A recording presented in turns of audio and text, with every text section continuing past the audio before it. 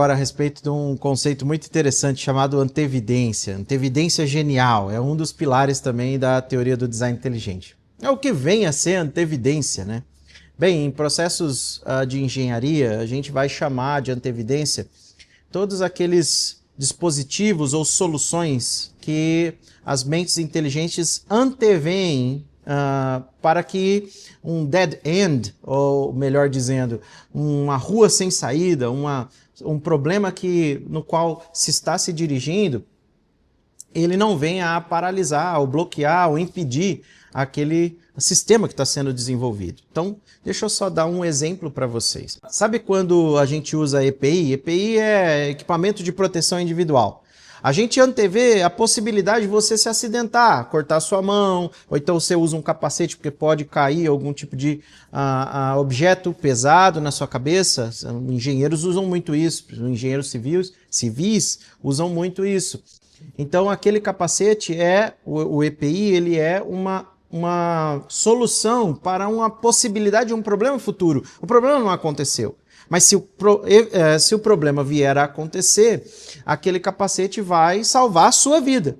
Acontece que no universo a gente enxerga um monte de EPIs, a gente enxerga um monte de instrumentos ou soluções que são antevidentes a fim de que solucionem problemas nos quais a vida estava se encontrando, mas por causa desses instrumentos, dessas soluções, então a vida é possível. E eu posso dar uma série de exemplos para vocês a respeito de antevidência genial, porque é, de fato, genial, e se é genial, só pode ter vindo de uma mente inteligente.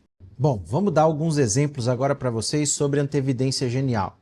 E eu posso dar uma série deles, mas eu gostaria de falar com vocês sobre ciclos biogeoquímicos. O que é ciclo biogeoquímico, professor? Bom, nós estamos falando aqui a respeito dos elementos que fazem parte da nossa vida e do nosso universo, que são muito necessários para que a gente sobreviva, que a gente tenha sustentabilidade aqui, certo?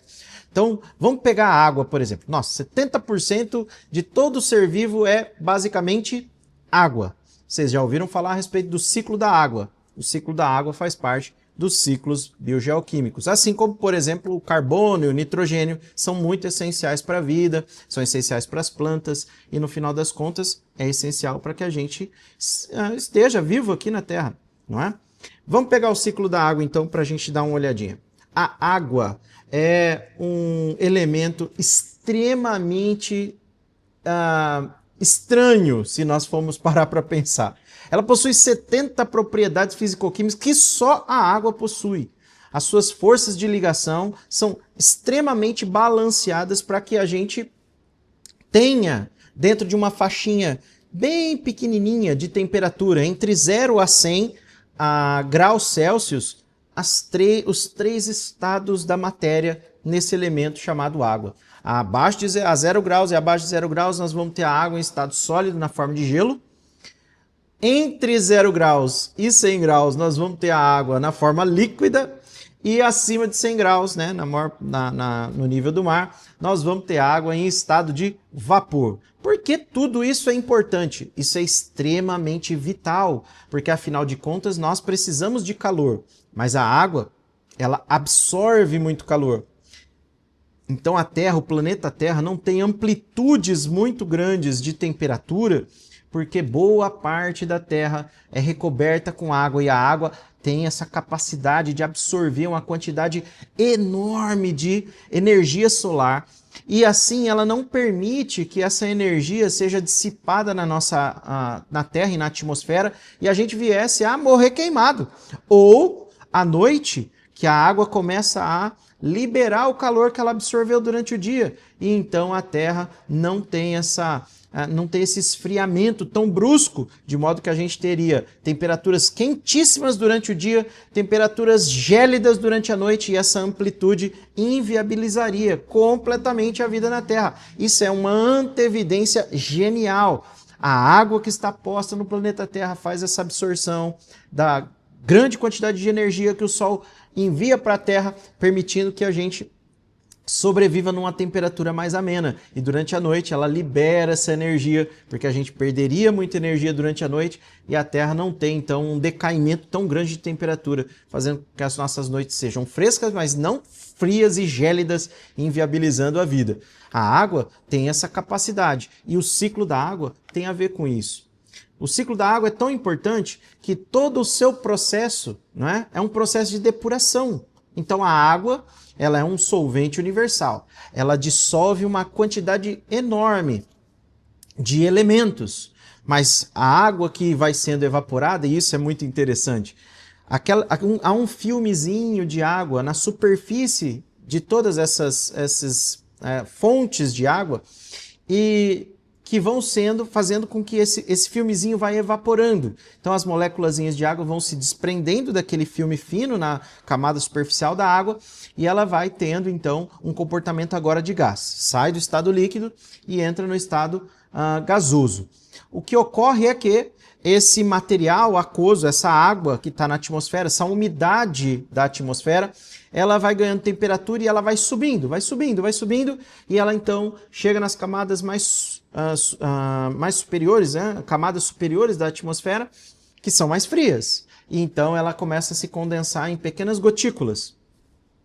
Esse material quente sobe, mas ele, ao chegar nessas camadas mais frias, ele vai formando, então, as nuvens, gotículas maiores, elas se encostam uma na outra. A água tem uma atração importante, que é uma das propriedades da água, ela é polar e ela gosta de outras moléculazinhas de água. Ela vai formando gotículas maiores e então forma as nuvens. Mas deixa eu perguntar uma coisa, por que que a gente não perde essa massa de água para o espaço? Porque nós temos gravidade. Então a massa de ar quente sobe e eleva as moléculas de água até uma determinada altura. Quando elas vão formando essas gotículas ali, naquela região mais fria, a gravidade puxa com a mesma força que, na verdade, a massa de ar quente está empurrando essas nuvens, essas gotículas de água para cima. E como as forças se equivalem tanto a massa de ar quente que está subindo, quanto a gravidade que está puxando essa água para baixo, ela para numa determinada altura na nossa atmosfera e a gente consegue observar o fenômeno das nuvens. Conforme o tempo vai se passando, as gotículas vão aumentando até um ponto em que há um rompimento dessa força que balanceia e deixa as nuvens lá. Gotículas maiores rompem e a gravidade consegue trazê-la para a Terra e o ciclo da água então vem acontecendo com a precipitação da água que estava na forma de nuvem e cai na forma de chuva. Precipitação faz parte do processo então do ciclo da água. A água vai se depurando e ela vai sendo regada em vários espaços, em vários lugares, e assim rega a terra, e é possível então também que nós tenhamos plantações, tenhamos diversas florestas, ecossistemas, porque a chuva, a água vai sendo distribuída ao longo da terra por intermédio das chuvas. É uma espécie de irrigação, né? É um regador inteligente no qual vai se espalhando aí a possibilidade de ter vida na Terra.